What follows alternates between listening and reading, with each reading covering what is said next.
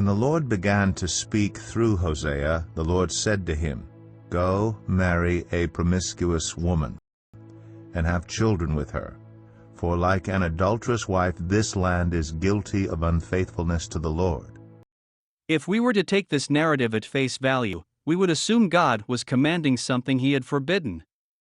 Exodus 20 verse 14 had clearly prohibited adultery. You shall not commit adultery. Moreover, God had forbidden priests to marry harlots in Leviticus 21 verse 7. They must not marry women defiled by prostitution or divorced from their husbands, because priests are holy to their God. If that was God's will for priests, his will for prophets could hardly be less demanding. So we are shocked to hear the Almighty commanding Hosea to go, take to yourself an adulterous wife. Was this meant literally? Several matters must be carefully observed. First is the matter of Hosea's writing style, which was very pointed, concise, and laconic. In fact, Hosea is so brief and elliptical at times that he borders on obscuring several points, since many allusions escape readers unfamiliar with the ancient context. In the second place, Hosea obviously wrote this text many years after the fact. The phrase in the beginning, when Yahweh spoke, or, as the NIV has it, when the Lord began to speak through Hosea, refers back to the time when the prophet began his work. This cryptic notice suggests the story has been foreshortened and the author may leap ahead to tell us what this woman would become, a fact unknown to Hosea but which God, in his foreknowledge and omniscience, could see. This assertion is not as arbitrary as it may first appear, as we will attempt to show.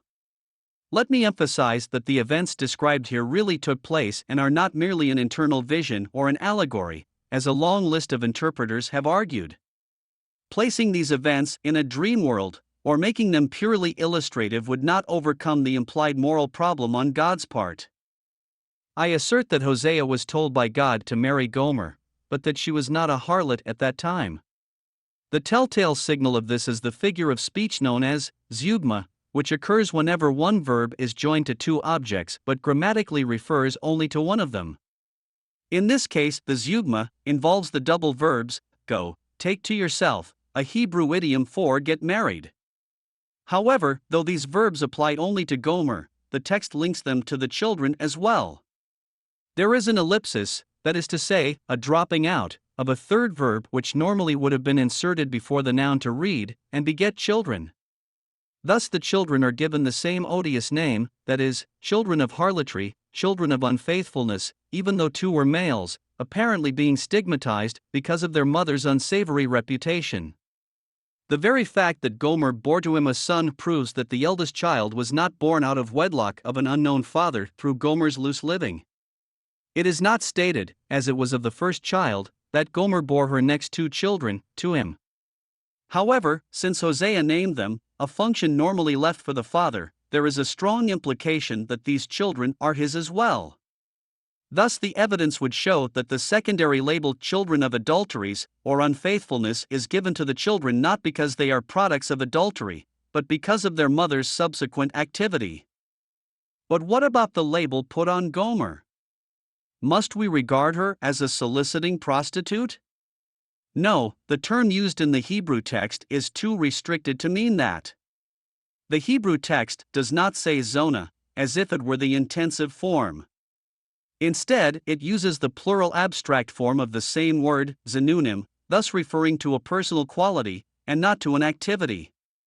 So distinctive is this abstract plural that it could describe a personal trait that might have been recognizable prior to the marriage, even though it had not shown itself in actual acts of unfaithfulness. According to this interpretation, the Lord directed Hosea to marry a woman who was imbued with a propensity for sexual liaisons. Gomer, of course, represented Israel, who was frequently depicted as being pure when God first met her, though filled with a desire to go off into spiritual whoredoms. This interpretation would explain the children of whoredoms as well. The term would refer to Israel's apostasy, not her sexual activity. This type of construction, where the result is put for what appears to be the purpose, is common in other writings from Israel. For example, in Isaiah 6 verses 9 to 12, he said, "Go, and tell this people, be ever hearing, but never understanding. Be ever seeing, but never perceiving. Make the heart of this people calloused. Make their ears dull and close their eyes. Otherwise they might see with their eyes, hear with their ears, understand with their hearts, and turn and be healed. Then I said, For how long, Lord? And he answered, Until the cities lie ruined, and without inhabitant, until the houses are left deserted, and the fields ruined and ravaged, until the Lord has sent everyone far away, and the land is utterly forsaken.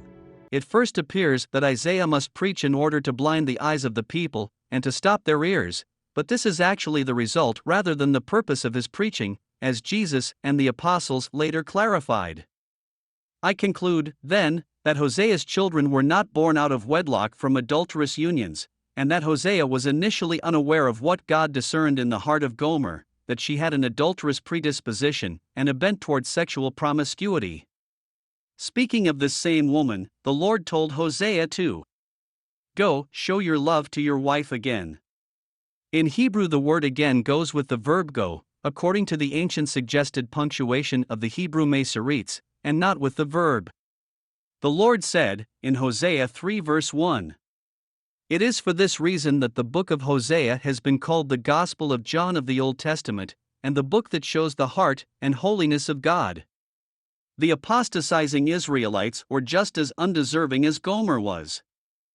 In conclusion, this hard saying must be understood to be a combination statement.